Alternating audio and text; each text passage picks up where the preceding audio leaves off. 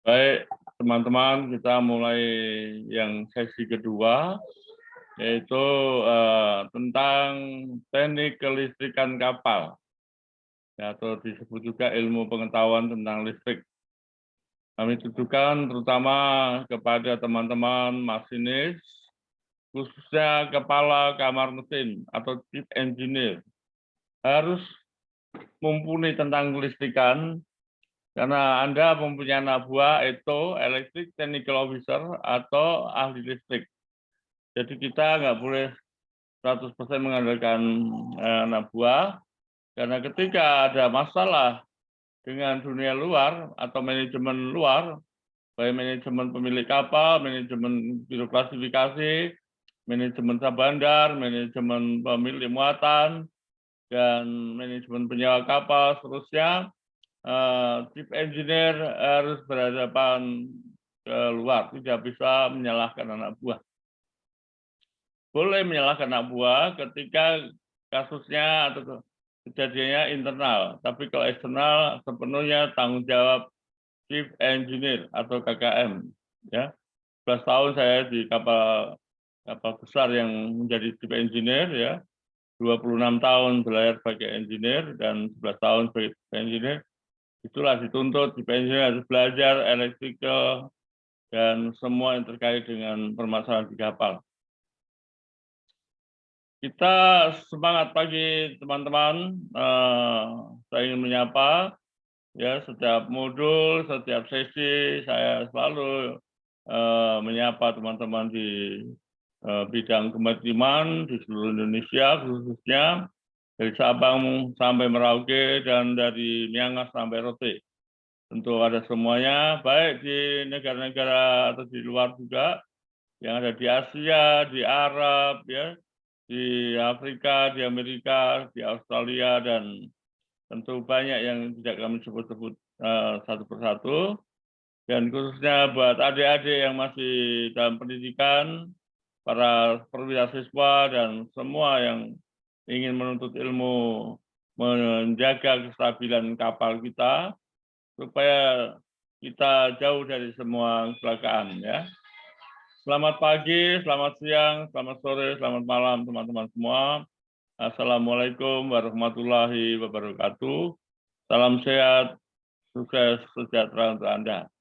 Jangan lupa tujuan bedah buku ini, dan tujuan YouTube ini adalah untuk berbagi ilmu pengetahuan kepada seluruh kru kapal, baik untuk semua bagian, juga dari bawah sampai ke atas, ya, bawahan semua juga harus cerdas. Dan yang utama adalah mencegah kecelakaan di atas kapal. Manajemen harus mengajak timnya menjadi baik semuanya dan mumpuni. Saya masih tampilkan kapal pesiar ini, ya. Ya, tentu Anda bisa melihat bahwa ini sangat dibutuhkan electric technical officer. Ya, kalau perkiraan saya paling minimum 4 itu, ya. Atau kalau bikin ship yang shipnya 3 di mengurus kapal penumpang-penumpang, kamar-kamar penumpang, dan 2 ada di kamar mesin. Jadi paling tidak ada 5 minimum. Ini menurut saya, ya. Jadi karena ini servis yang memuaskan bagi pemilik kapal kepada pelanggan-pelanggan passenger. Bagian sudah kami jelaskan di bagian depan tadi. Ya, profesi maritim teknik kelistrikan kapal ini perlu mendapat dukungan dari teman-teman semua, baik yang aktif sebagai profesi atau yang di manajemen di darat. Ya, saya harapkan Bapak dari regulator, ya, dari pemerintah, itu dari Kementerian Perhubungan maupun dari Sabandar dan semua jajaran yang terkait, itu memberikan dukungan yang cukup berarti untuk kami semua. Bagi yang manajemen yang di kapal, di perusahaan pemilik kapal, perusahaan biro klasifikasi, dan penyewa kapal maupun pemilik muatan kapal, ya, kami harapkan dukungan Anda semua, memberikan subscribe, supaya memberikan motivasi yang positif kepada semua jajaran yang mengoperasikan kapal-kapal Anda. Ini bagian dari engine control room, tentu juga di atasnya ada dokumen-dokumen untuk menstabilkan. Ini masih kapal model lama ya, tetapi semuanya perlu kelistrikan. Dari panel-panel ini pun juga parameter ini harus baik. Dan kalau jumlah termometer yang terpasang di kapal itu, kapal yang sedang paling nggak ada 100 termometer yang terpasang. Baik termokopel maupun termometer dan lain-lain yang terkait dengan kelistrikan, karena ini adalah dari mekanik yang ada di kamar mesin dihubungkan kelistrikan dengan yang di engine control room. Tuh Bapak bisa melihat ya, apa kami periksa tentang kelistrikan, main support-nya, yang terutama tentang bidang safety ya. Safety ini nggak bisa dicerita dengan hanya verbal saja, tapi harus kita periksa apakah benar-benar kondisinya aman, karena kecepatan elektrik ini kalau terjadi trouble, terbakar, dan konslet itu sangat cepat. Nah, untuk hindari hal yang demikian. Pemilik kapal harus layak laut ini tetap saya pasang di tiap modul, mengingatkan bahwa urutan yang bertanggung jawab tentang kapal, satu pemilik kapal dan seterusnya, biro klasifikasi dan seterusnya ya, masuk dengan staf-stafnya, kepala otoritas pelabuhan, sabenda dan stafnya, pemilik muatan dan keagenan penumpang kapal dan seterusnya. Yang semua ditimpakan kepada yang kelima, nakoda serta top manajemen kapal. Ini bisa dipelajari, barangkali ada teman-teman yang memberi masukan, saran, komplain, dan koreksi, kami siap menerimanya. Tentu teman-teman yang mengikuti berita beberapa tahun yang lalu, kita sampai kekurangan tenaga listrik. Padahal kita daerah pegunungan. Dan pegunungan saya pernah ya tidak formal, bahwa setiap gunung itu bisa menghasilkan turbin-turbin air itu bisa menjadikan pusat listrik tenaga air. Tetapi ya kebijaksanaan pemerintah nggak sampai ke situ, sehingga menyewa kapal yang disebut Karadenis Power Ship Sultan. Ini nggak main-main ya, kapal yang besar ini. Kita nggak ada edukasi kalau menurut saya ya. Walaupun ini sifatnya emergency, tetapi kekayaan alam kita sangat luar biasa apabila dimanfaatkan dengan sebaik-baiknya. Ini juga ya, sama kapal tersebut, ya setahu saya ditempatkan ada yang di Bitung, ada di beberapa tempat, ya baik-baik saja. Kalau sifatnya emergency boleh, tapi kalau untuk selamanya harus kita charter kapal-kapal bendera luar gitu ya, negara lain dengan sewa itu tidak mendidik. Nah, kita juga sanggup membuat sumber tenaga listrik dari alam semesta kita yang merupakan bukit barisan dari Sabang sampai Merauke. Satu, keamanan kelistrikan elektrikal, ya peralatan serta proses-proses berdaya besar ini harus dipantau dengan keamanannya. Keselamatan dan keamanan bagi personel dan juga bagi perlengkapan peralatan-peralatannya. Ya, mohon maaf saya membaca ini dan menjelaskan secara cepat, karena memang kalau sesuatunya lebih dari 40 menit, itu orang cenderung malas, apalagi belum menyangkut kepentingan ilmu pengetahuan listrik itu sangat penting. Di modul pertama saya sampaikan 3 tokoh penting ya, Coulomb, Faraday, dan Thomas Alva Edison. Nah, saat ini kita masuki teori kelistrikan.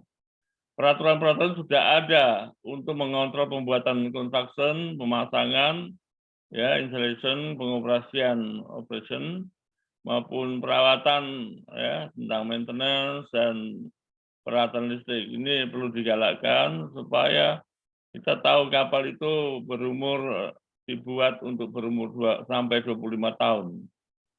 Standar-standar ini menjadi acuan supaya kita jauh dari kecelakaan. Umumnya timbulnya bahaya terjadi dikarenakan adanya kecelakaan, kelalaian, atau pelanggaran lain terhadap peraturan-peraturan yang ada. Ini jelas, saya setuju. Ya, jadi kalau peraturan-peraturan itu dibuat sudah melalui proses yang panjang, sistem listrik, diagram listrik, dan peralatan kelistrikan di kapal harus dipelajari untuk menemukan dengan tepat lokasi-lokasi saklar-saklar dan switching. Saya punya pengalaman banyak karena pertama jadi masinis 1 tahun 1980 ya, kapal Bataan Batangas ke Filipina sana tanpa electrician selama 7 bulan. Electrician pulang karena orang tuanya meninggal, dan kemudian saya anggap walaupun saya baru menjadi masinis 1, dan tapi hikmahnya banyak pengalaman yang saya serap, saya pelajari, untuk juga banyak bertanya kepada orang-orang lama, dan menghasilkan buku listrik yang sekarang ini di depan teman-teman semua. Panduan pekerjaan operasi kelistrikan, ya, cukup detail. Ini juga tidak mutlak dari alam pikiran saya. Ini diambil juga dari buku-buku AIMO, ya, buku AIMO tentang kelistrikan. Jadi sekitar ya 40% itu saya ambil dari buku-buku standar AIMO. Operasikan peralatan listrik dengan benar, ya. Rawatlah peralatan listrik dengan benar, pastikan agar semua pelindung itu bekerja dengan baik. Beritahukan kepada perwira, ya, jaga di kapal bila ada sesuatu yang nggak berfungsi, ya. Matikan switch off dan kunci, ya, lock off apabila Anda melakukan pekerjaan. Pastikan bahwa sirkuit telah mati atau dimatikan. Dilarang menyentuh konduktor-konduktor, dilarang menyentuh bagian-bagian, jangan membiarkan konduktor-konduktor yang beraliran listrik masih hidup. Jangan membebani peralatan listrik. Ya, paling tidak 10 tadi, 5 tambah 5 ini, bila dilaksanakan dengan baik, ya mudah-mudahan kita dijauhkan dari kecelakaan, bahkan yang bisa berakibat fatal, ya. Kalau nggak invalid, nyawa kita bisa melayang. Teman-teman semuanya, keamanan dan keselamatan adalah utama. Tidak boleh terkebur, ya, karena kita bekerja untuk keluarga, ya, berangkat sehat, pulang sehat.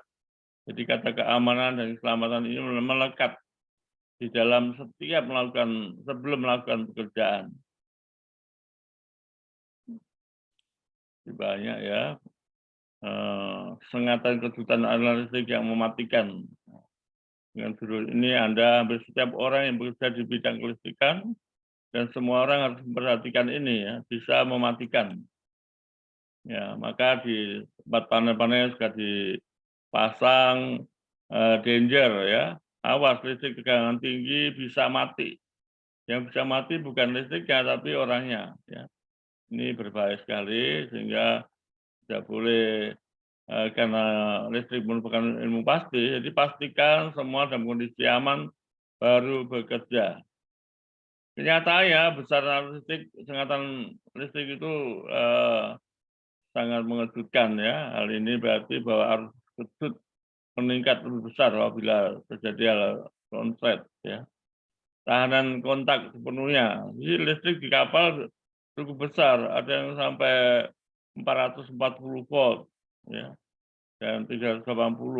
Beda dengan listrik yang di darat, yang rumah tangga. Jadi ada merasa, waduh, udah mengerti pekerjaan listrik di rumah tangga, di kapal berbeda, ya. Teman-teman semuanya memperhatikan keselamatan kerja. Jadi level arus kejut pada tegangan misalnya 25 volt. Nah, ini kecil banget, ya. Tetapi juga membuat orang terkejut juga. Voltase sekitar 60 volt. sengatan kesulitan listrik apabila terjadi ya. Ini belum saya tulis untuk 110 cukup tinggi, tapi umumnya di kapal menggunakan 440 volt, jadi masuk tegangan tinggi.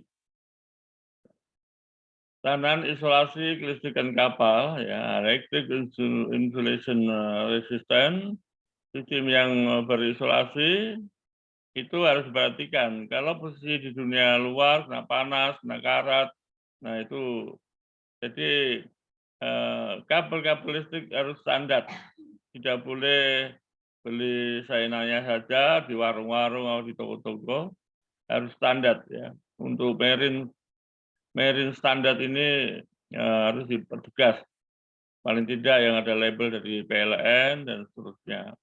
Sistem jaringan utama bervoltase rendah atau tinggi tetap mengacu kepada standar. Kebutuhan utama di atas kapal dan seterusnya, kebutuhan di darat juga, ya, suatu sirkuit rangkaian listrik terdiri dari dua bagian penting. Konduktor, bagian yang mengalirkan arus listrik, dan isolasi, bagian yang menjaga arus di dalam konduktor. Jadi teman-teman bisa lihat, isolasi juga penting, karena sering terjadi kebakaran karena kabel tidak standar. Kabel yang dipakai di rumah-rumah tangga, dipakai di kapal, ya tentu samping menahan arus yang besar, juga memang isolasinya kurang bagus. Semua peralatan listrik memiliki isolasi, nah, jelas ya. Jadi konduktor-konduktor dengan massa ya, dan konduktor antara konduktor juga. Mari kita teruskan lagi aliran dari arus listrik yang bocor. Ini sebelum mengenal ilmu listrik yang sebenarnya, ya tentu teman-teman jangan malu-malu ya, jangan merasa sudah bisa. Dari safety tentu lebih utama. Bahan-bahan isolasi ini yang dikatakan menjamin kawat atau kabel yang di dalamnya mengandung arus listrik supaya diisolasi ya. Oke, bahan-bahan isolasi tradisional meliputi lain-lain ya, ada kapas, sutra, kertas dan lain-lainnya. Bahan-bahan isolasi lainnya juga ada yang bagus ya, mika, serat kaca dan seterusnya. Saya nggak bahas itu karena Anda penting meyakinkan bahwa kabel yang dipakai adalah standar. Semua peralatan listrik menjadi panas apabila mengalirkan arus beban. Ya. Jadi sekali lagi semua peralatan listrik tidak terkecuali ketika dialiri listrik, arus listrik, maka semuanya akan menjadi panas. Ya. Panas ini bisa diartikan bukan api, tapi panas ini bisa membara ketika isolasi tidak mempan, ya, tidak tahan.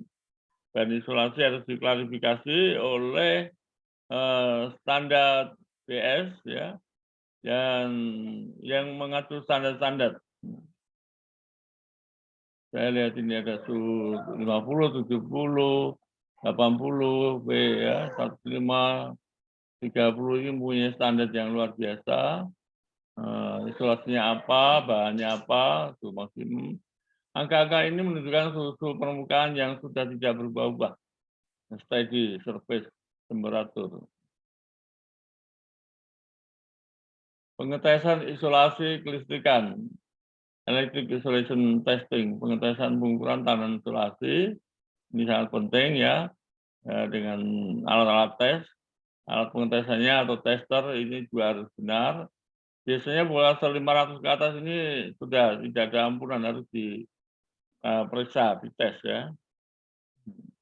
Untuk tes voltase di atas 1000 volt dan 5000 volt, ya tentu kita menggunakan high voltage test. Ya. Pada intinya memang kita nggak boleh terkebur ya. Semua sebelum dan sesudah melakukan pekerjaan listrik harus tes. Entah dengan Megel test, dengan multi test, memastikan bahwa kondisi aman. Cara kerja Megel test. Nah, ini cara kerja Megel bagi teman-teman yang Belum bisa silahkan baca ulang dengan menyambung altmeter ini ya. Sebelum melakukan pengetesan kita harus betul-betul meyakinkan kondisi listrik. Beda ya kalau dengan mekanik misalnya mesin diesel itu mungkin ada tanda-tanda. Listrik tidak ada tanda-tanda yang mencolok, tahu-tahu sudah terbakar saja ya. Justru manusia bisa langsung koit, bisa mati ya. Pengetesan sirkuit listrik. Saya mengingatkan di kapal harus ada alat tes semua yang untuk ngetes kelistrikan dan disimpan rapi oleh electrician atau electric technical officer atau ahli listrik di kapal. Tidak boleh sembarangan orang yang bukan listrik meminjam, apalagi nggak dikembalikan ya. Ini sangat penting. Biasanya disiplin minjam itu tidak teratur, minjam boleh, mengembalikan lagi nggak pada tempatnya lagi. Ada 3 kegagalan ya ke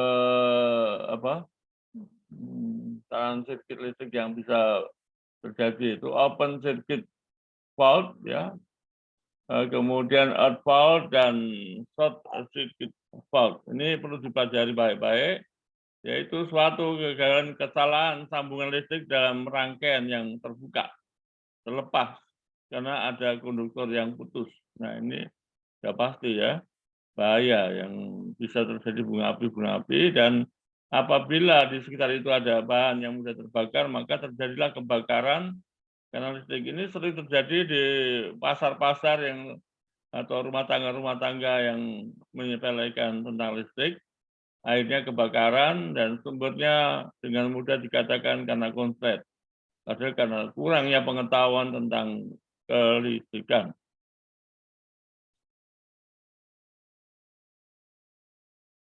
Baik, jalankan lagi. Besarnya arus yang terjadi karena hubungan pendek tersebut, tentu orang yang tidak pernah mempelajari tentang listrik akan tidak tahu kerusakan pada isolasi atau lepasnya kawat, ya tidak tahu karena memang harus ada pengetahuan tentang ilmu listrik.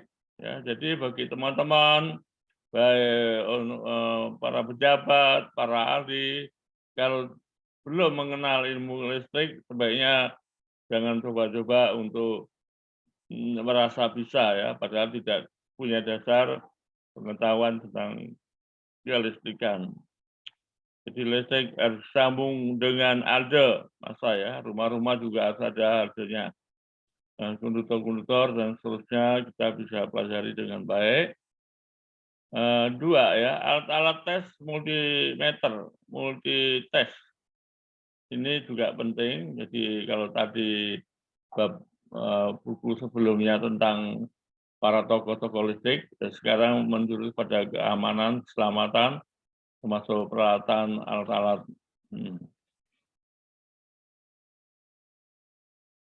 Saya belum masuk kepada ilmu yang sebenarnya tentang listrik, tapi harus tahu pengaman-pengaman ya. Semua listrik kalau tidak tahu membahayakan ya. Jadi elektromotor pun bisa terjadi kebakaran, apalagi kalau ball bearingnya sampai hancur. Antara rotor dengan stator itu jaraknya juga dekat. Kemudian kalau terjadi konslet di atas, di dalam, itu juga harus dites ya. Cara pengetesannya saya kira setiap masinis bisa belajar dari buku listrik. Kalau ada electrician jangan sungkan-sungkan. Jangan malu, jangan gengsi. Seorang chief engineer atau kepala kamar mesin juga harus bertanya kepada ahli listrik.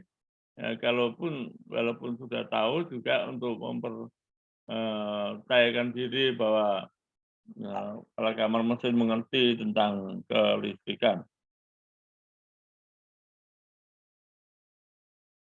Pada semua model-model instrumen multimeter ya umumnya sudah dipasang baterai di dalamnya, internal baterai untuk mengukur besaran tahanan. Kita tinggal lihat aja ya memanfaatkan komputer ataupun elektrik kontrol menggunakan alatnya mudah. Kalau pelajari ilmunya pasti susah ya. Multitester sebelum digunakan harus sering dicoba. Ini merupakan kalibrasi apakah multitester itu sudah benar. Pengetesan dengan multimeter analog. Ini penggunaannya multitester analog tentu agak spesifik juga dengan yang lain-lain. Ya, pastikan semua hati-hati dan kita gunakan semua multitester harus pastikan ya harus kalibrasi. Kemudian setelah dites dan diukur dan sering dipakai, bahkan ada kata-kata multitester juga bisa meledak dengan kerusakan kebakaran setempat lokal dan akibatnya yang fatal bagi operatornya. Jadi kalau kita meledak itu yang setahu saya ada 1.500 kali tekanan semula. Jadi bisa membawa korban bagi operatornya. Pada sebuah multitester, penggunaan kawat-kawat ya probe yang melewati sekring atau fuse properties sangat dianjurkan. Jadi kalau ada arus listrik yang berlebihan, fuse-nya yang putus ya, jangan sampai merembet ke aliran yang lain. Kesalahan ini menunjukkan instrumen yang disebabkan karena baterai dapat dicek pada saat instrumen dites. Tanda-tanda omega, tanda-tanda ohm, tanda-tanda apapun juga penting buat teman-teman pelajari. Ini adalah perkenalan alma mater saya sebagai pernah di Semarang dan di STIP juga di CIP. 3 alma mater ini saya mendapat ilmu pengetahuan. Jadi boleh dikatakan alma mater itu adalah ibu kandung profesi kita. Jangan malu-malu memperkenalkan diri ya, ibu kandung walaupun dari swasta maupun negeri, semuanya adalah yang telah memberikan ilmu kepada kita. Ya, sejenak kita berpikir ya, setengah menit tanpa berpikir semua yang telah kami paparkan tadi ya tidak ada artinya. Apalagi yang cuek ya bagi teman-teman yang khususnya yang profesinya langsung berhadapan dengan tenaga listrik, ya sebaiknya berpikir panjang ya dan diulang. Tidak cukup satu kali mendengar atau melihat paparan ini ya 2-3 kali boleh diulang dengan santai, gratis ya. Maka dari itu kami harapkan teman-teman dukungan Anda sangat berarti. Silakan klik tekan tombol subscribe agar pada waktu kami upload buku yang baru atau sesi ketiga nanti dapat informasi, berikan tanda like dan bila ingin berbagi pengalaman kepada teman-teman Anda, silakan di-share. Anda telah berbagi ilmu pada sahabat Anda. Baik, salam sehat, semangat, sukses selalu untuk Anda. Wassalamualaikum warahmatullahi wabarakatuh. Terima kasih.